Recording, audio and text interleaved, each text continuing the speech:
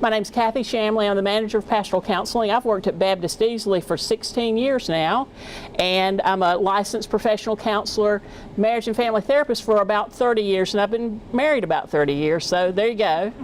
I am a Presbyterian minister as well, and but the thing that qualifies me for this talk is that I'm the daughter of Ben A. Maynard, who was the most chronic optimist I ever knew in my life. And he's passed some tips along to me. But today, we're going to talk about the mission of the hospital, of course, is to preserve, promote, and enhance the health of those we serve. And a part of that mission is to engage our community in improving overall health and wellness, and to raise funds and friends in support of our hospital. And that's part of the reason, that's a big part of the reason you're here, and welcome. Good to have you here. I'm going to encourage you to strengthen 3 habits, drop 1 habit, and change 2 ways of thinking today. So if you do these things consistently, research teaches us that your attitude will improve, your life will lengthen, and you will be happier as well as the people around you will be happier. So step 1 is smile. Ron Gutman teaches us about recent research on the tangible power of a smile. University of Berkeley, California, UC Berkeley, did a 30-year longitudinal study of high school yearbooks. They looked at the quality and span of the smiles of the high school seniors, right? And they learned from that, 30 years down the road, they could predict the measure of happiness a person had on standardized score. They could predict the health and happiness of a marriage, and they could predict how inspiring people were to others 30 years down the road. Also, this is interesting, in a 2010 Wayne State University study of baseball cards from pre-1950s, researchers found that they could look at the baseball cards, look at the span of the smile of the baseball players. This is on automatic. Look at the span of the player's smile, and they could predict the span of the baseball player's life. If a baseball player did not have a broad smile, if they had a kind of a constricted look, their average age was 72.9 years. If they had a broad, expansive smile, almost 80 years. That's the difference. Now this is, and I wish I could pull this up, using 3D ultrasound, we have learned that babies smile in the womb, and that deaf babies respond, like blind babies respond to the sound and smile to the sound of human voice. So that's how powerful smiles are and how they're born into us, right? So we smile often to express joy and satisfaction. How many people in here smile 20 times a day, would you say? There we go. About a third of us smile 20 times a day. Listen to this, though. 14% of people smile less than 5 times a day. So we smile. But here's the other great thing. Oops, I'm getting ahead of myself. This is getting ahead of me.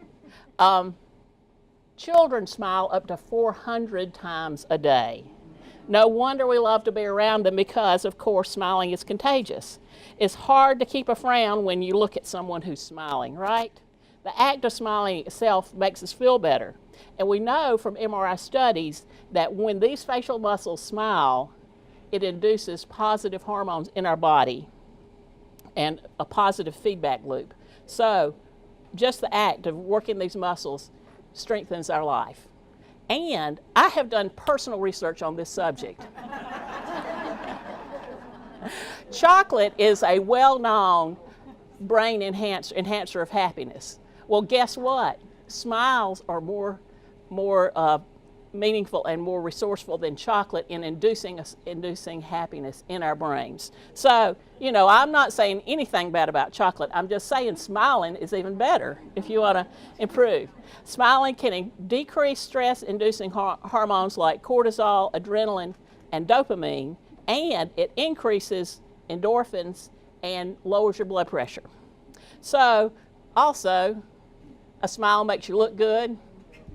It makes you appear more competent and courteous, and it can increase your own sense of competence. So rewire your brain from the inside and smile. Step 1.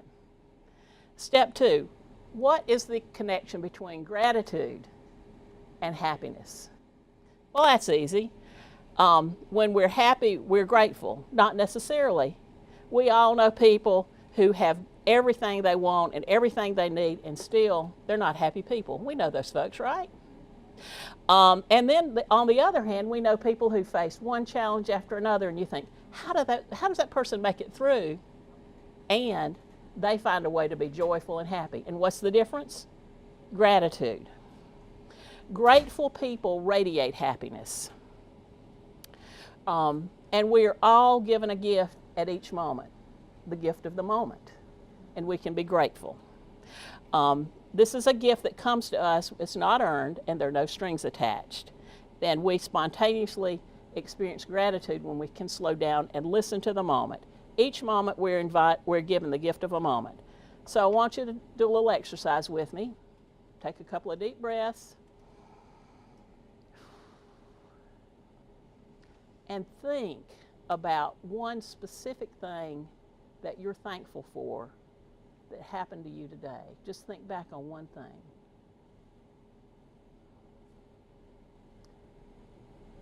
Okay, hold that in your thought. It can be very specific. It can be you saw a leaf turning from green to yellow. You could have noticed the mums on the way in that have just been planted up front. But just that process of experiencing gratitude over and again enhances your sense of happiness. We are taught that keeping a gratitude journal and writing down 3 things each day that you're thankful for can enhance your sense of happiness and make you more resilient against depression. 3 things, 3 very specific, not just it's a beautiful day, but it's a beautiful day and I saw this one thing, specific things to express your gratitude. So,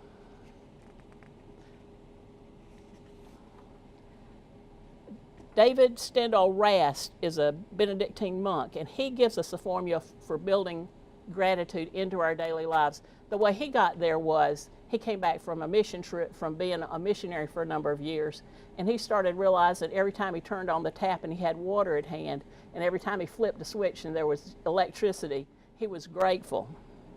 And we build that into our lives. So, stop. This is who learned this in kindergarten or first grade? Stop, look, listen before you cross the street. So this is what he says. Stop and look. Take a moment, see what you see, hear what you hear, smell what you smell, enjoy the moment, and go. And the go may be simply enjoy the moment, enjoy what's there. It may be to take a particular action. You may see something that needs to happen that would be helpful to you or helpful to someone else. But slowing yourself down and enjoying the moment can really enrich our lives, open our hearts to opportunities to help others, and listen for the opportunity with our whole heart. All right, this is jumping ahead on me, but that's okay. We all know death, destruction, terrorism, fire, flood, drought. It's all out there. There are plenty of things to be upset about, and we can expose ourselves to an abundance of negativity. But negativity is like a drug. The more you expose yourself to it, then the more you adopt the negativity into your life. So instead, I would encourage you to drop the nightly news habit. You know, get a source of news, but don't feel like you got to watch CNN 24/7 or Fox or any of that.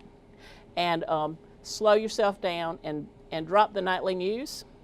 The next habit to pick up, so that should have a red slash through it, is to cultivate a healthy lifestyle. You know this as well as I do. Benefits of a healthy diet and getting enough sleep and good exercise does us all a world of good. Daily exercise, when coupled with a healthy diet and enough rest, can do wonders for your outlook. So take care of yourself, get out in nature. That's another thing we know. People who look out on trees when they're recuperating from surgery do better than people who look out on on bricks. It's good. Why roses? Why not roses? Abraham Lincoln says this: we can complain because rose bushes have thorns, or we can rejoice because thorn bushes have roses. So, a couple of thoughts on strengthening certain habits to think. Recognize that from time to time things are going to happen and that are upsetting or challenging. The wheels come off and we have to find our way to manage in spite of that challenge.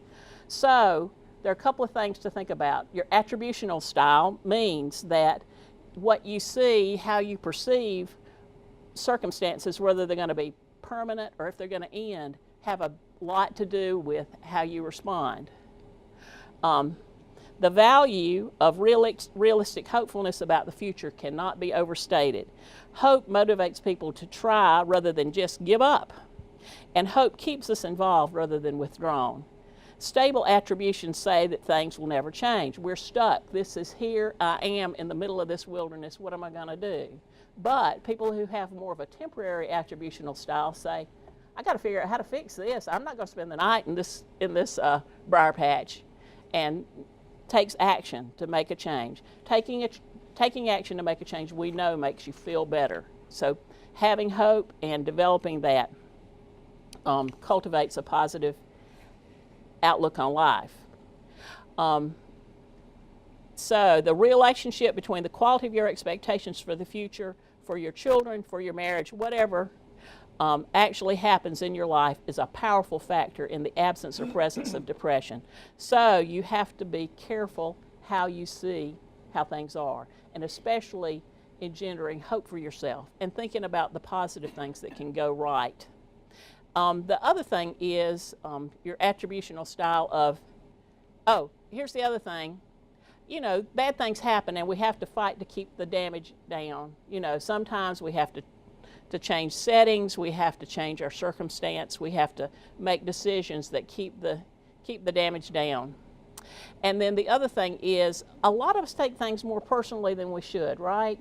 You know, some people can go in the grocery store and they walk down the aisle and they pass somebody who just is kind of lost in thought and it's their friend, and they can say to themselves, you know, I forgot her birthday. I bet she's just not even speaking to me because I forgot her birthday.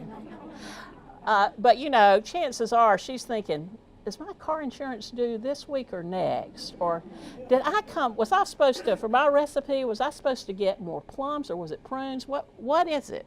So you got to figure out how to recognize that, you know, it's not everything's your fault. I know people for whom they can take responsibility for a hurricane. You know, they can come up with a reason, anything or everything's their fault. So that's part of the challenge, is don't take things personally. And then you have a choice.